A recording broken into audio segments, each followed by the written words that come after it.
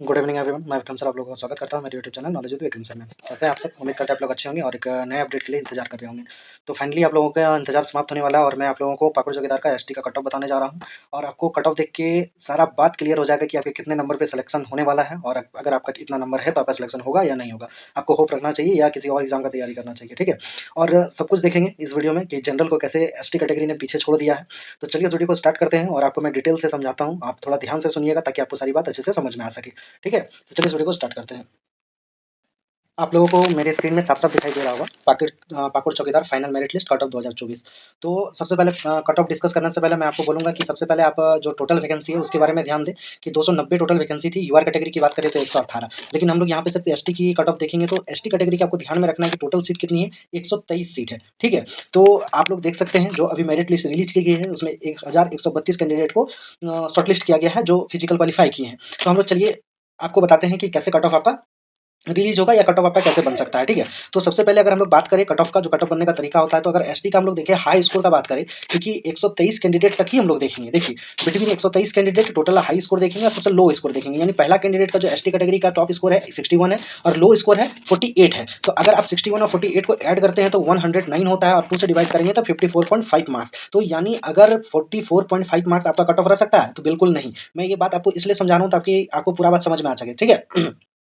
देखिए 54.5 मार्क्स कब आता? जब आपका यूआर का सीट फुल हो चुका होता है। लेकिन आप लोगों को पता है कि यूआर का सीट जो टोटल कितना वैकेंट रह जा रहा है, 105 सीट वैकेंट रह जा रहा है। जिस कारण से आपका जो ऊपर अगर आप लगभग एवरेज मान के चलिए कि अगर 40 एसटी कैटेगरी के टॉप कैंडिडेट रिप्लेस हो जाते हैं और उनका सिलेक्शन यूआर में हो जाता है तो क्या होगा कि आपका कट ऑफ रिड्यूस हो जाएगा। तो अगर मैंने 40 कैटेगरी जो 40 एसटी कैंडिडेट है अगर उनको आप रिप्लेस करके काउंट करोगे तो आपका जो टॉप स्कोरर रहता है वो 61 ही रहता है और आप जो 40 कैंडिडेट को छोड़ के नीचे से लो स्कोरर आप देखोगे तो 47 आता है। अगर आप इन दोनों को भी ऐड करोगे तो 108, यानी ज़्यादा कोई फ़र्क आपका नहीं रह जाता है। और आप देख सकते हैं कि इसे अगर आप 2 से डिवाइड करोगे तो 54 मार्क्स लगभग आपका यहाँ पे कट ऑफ रह रहा है, ठीक है।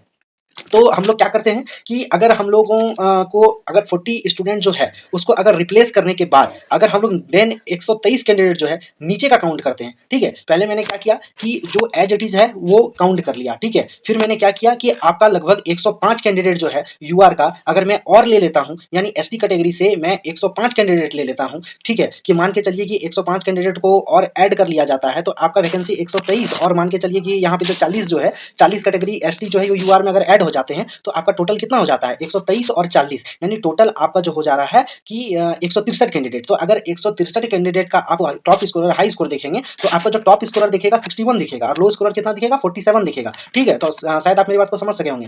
देखिए सबसे पहले मैंने क्या किया है कि सबसे पहले जो एसटी कैटेगरी का जो टोटल सीट है 123 कैंडिडेट, अभी मान के चलिए कि आपका एक भी सीट यूआर में नहीं जाता है, ठीक है। टोटल तो 123 कैंडिडेट के लिए अगर आपका कट ऑफ देखा जाए तो एसटी का टॉप स्कोरर और लो स्कोरर देखें 123 कैंडिडेट के बीच तो आपको 61 नंबर हाई स्कोर दिखेगा, लो स्कोर 48 दिखेगा, जो कि 109 नंबर आपका आ रहा है। तो उसका कट ऑफ अगर निकाले तो 54.5 आ रहा है, ठीक है। लेकिन अगर आप लोग मान के चलिए कि 40 कैंडिडेट को और यूआर में सिलेक्शन हो जाता है तो क्या करते हैं कि हम लोग 123 की जगह और 40 कैंडिडेटों का कट ऑफ अगर लेते हैं, यानी टोटल 163 कैंडिडेट का कट ऑफ लेते हैं और 163 कैंडिडेट में सबसे टॉप स्कोरर का लेते हैं तो वो 61 एज इट इज रह जाएगा और लो स्कोरर रह जाएगा आपका 47, ठीक है। क्यों इसका 47 रह रहा है? क्योंकि नंबर ऑफ एसटी कैंडिडेट ज्यादा पार्टिसिपेट किए हैं तो आपका जो कट ऑफ है वो ज्यादा डिक्रीज नहीं हो रहा है, 54 ही हो रहा है। लेकिन आपका अगर हम लोग 40 जो टॉप 40 स्टूडेंट को ही रिप्लेस कर देते हैं, जो कि ऐसा ही आपका कट ऑफ बनेगा। अगर 40 स्टूडेंट को आप रिप्लेस कर दीजिएगा तो 40 रिप्लेस देन 123 कैंडिडेट, यानी एसटी कैटेगरी के टोटल जो 123 सीट है उसमें अगर टॉप के 40 कैंडिडेट को यूआर में सीट मिल जाता है तो वो क्या होता है कि वो रिप्लेस हो जाएंगे। तब क्या होगा कि आपका कट ऑफ डिक्रीज हो जाएगा। तो उसके जो टॉप 40 कैंडिडेट को अगर आप रिप्लेस कर देते हैं उसके बाद आप 123 कैंडिडेट का अगर आप डेटा निकालते हैं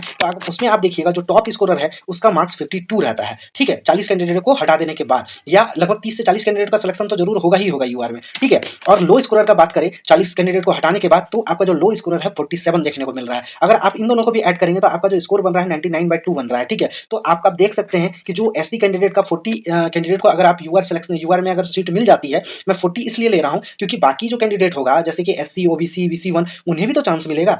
लेकिन मुझे उम्मीद है कि 40 से ज़्यादा कैंडिडेट जो है इसमें रिप्लेस हो जाएंगे यूआर कैटेगरी में एसटी कैंडिडेट, ठीक है। लेकिन फिर भी मैं एवरेज 40 मान के चल रहा हूँ और 40 को रिप्लेस कर रहा हूँ। तो आप देख सकते हैं जो टॉप स्कोरर का मार्क्स निकल के आ रहा है वो 52 आ रहा है और लो स्कोरर का मार्क्स 47 आ रहा है। अगर इन दोनों का आप इसका एवरेज निकालते हो तो लगभग आपका 49.5 मार्क्स निकल के आ रहा है। तो अगर मैं एक्चुअली फाइनल कट ऑफ की बात करूँ एसटी कैटेगरी की, तो आप लोग देखिए 40 स्टूडेंट से ज़्यादा ही रिप्लेस होने का चांस है, तो ज़्यादा ही कैंडिडेट यूआर में सेलेक्ट होंगे। तो आपका जो चांस बन रहा है यानी एसटी का, अगर मैं फाइनल कट ऑफ जो बात करूँ जो आसपास रहने वाला है, अगर आपका 45 मार्क्स आ रहा है या 45 मार्क्स से ज़्यादा आ रहा है, तो आप बिल्कुल आप होप रख सकते हैं, आपका बिल्कुल चांस है। और अगर आप 49.5 के आसपास अगर आप हैं, तो आप अपने आप को कंफर्म समझें, एसटी सीट से आप कंफर्म समझें। और अगर 45 प्लस भी मार्क्स है, तो आपका बहुत 80% चांस है कि आपका सिलेक्शन हो जाएगा इस चौकीदार भर्ती में। तो आई होप आपको सारा डाउट क्लियर हो चुका होगा। आप अगर ध्यान से सुनेंगे मेरी बातों को, तो आप लोगों को ये पूरा कट ऑफ समझ में आ जाएगा। तो अगर फाइनली अगर आप ज़्यादा दिमाग नहीं भी लगाते हैं, तो आपको मैं बता दूं कि एसटी का जो कट ऑफ रहने वाला है वो 45 से प्लस ही रहने वाला है, ठीक है। इससे ज़्यादा आपको नीचे देखने को कट ऑफ नहीं मिलेगा। वहीं अगर हम लोग यूआर की बात करें,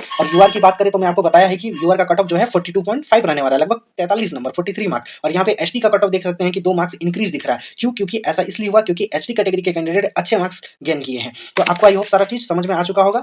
तो आप अगर कोई फिर भी डाउट रह गया होगा, तो आप अगर कमेंट बॉक्स में मुझसे पूछ सकते हैं। तो चलिए ऐसी ही ओबीसी और अदर कैटेगरी के कट ऑफ के साथ मिलते हैं हम लोग नेक्स्ट वीडियो में।